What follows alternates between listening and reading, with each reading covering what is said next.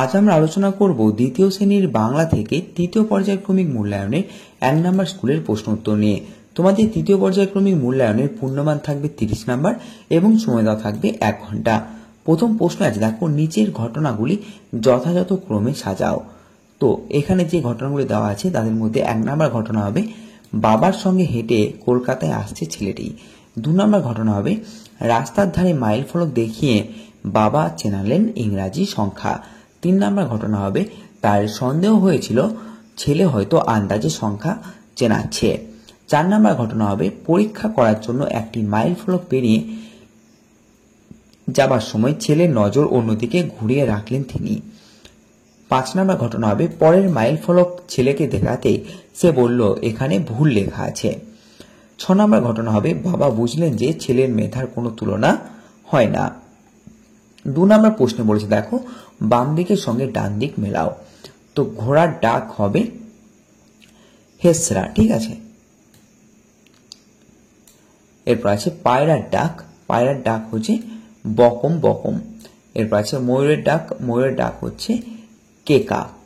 হাতির ডাক হচ্ছে ব্রিংহর্ন আর কোকিলের ডাক হচ্ছে কুহু। 3 নম্বর প্রশ্ন বলি, দেখো সঠিক উত্তরটি গোল করো। স্বাধীনতা দিবস 15ই আগস্ট, প্রজাতন্ত্র দিবস হচ্ছে 26শে জানুয়ারি,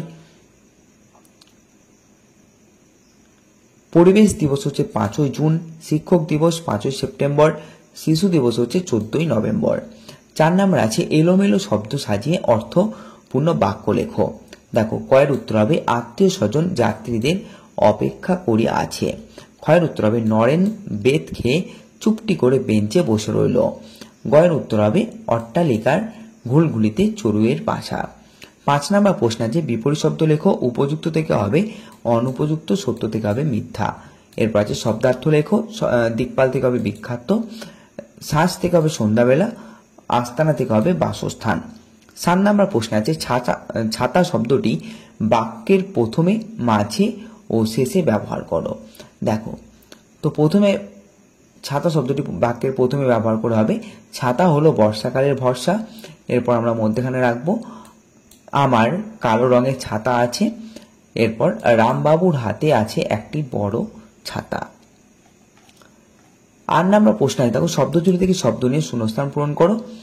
তো কয়ের উত্তর হবে খেচর বলতে বুঝি পাখিকে আর মৎস্য বলতে বুঝি মাছকে। ক্ষয়ের উত্তর হবে হাতিকে বলি ক আর বিড়ালকে বলি অশ্ব।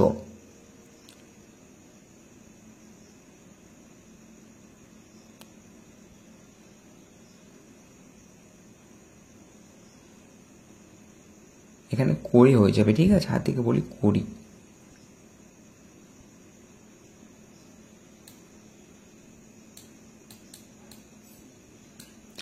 এরপর আছে দেখো গাছকে বলি বৃক্ষ আর ফুলকে বলি পুষ্প। দর্জি পাখি হলো বাবুই। এরপর আকারে খুব ছোট পাখি হামিং বার্ড। বর্ষাকালে ফোটে এমন একটি ফুল হলো কদম। একটি নীল রঙের ফুল হলো অপরাজিতা। 9 নম্বর প্রশ্ন আছে পূর্ণ বাক্যে উত্তর দাও। কয়ের প্রশ্ন জন্তুরা শরীরে নুনের চাহিদা কিভাবে মেটায়। উত্তর হবে নোনা পাথরে 2-1 চাটন দিয়ে। ক্ষয়ের প্রশ্ন ওয়াটার হোল কি।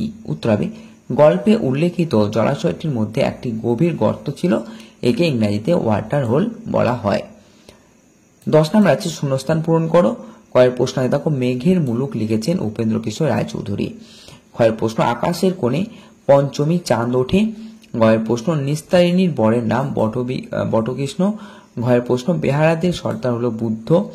এরপর হাওড়ার ব্রিজ চলে মস্ত সে বিছে, হ্যারিসন রোড চলে তার পিছে পিছে।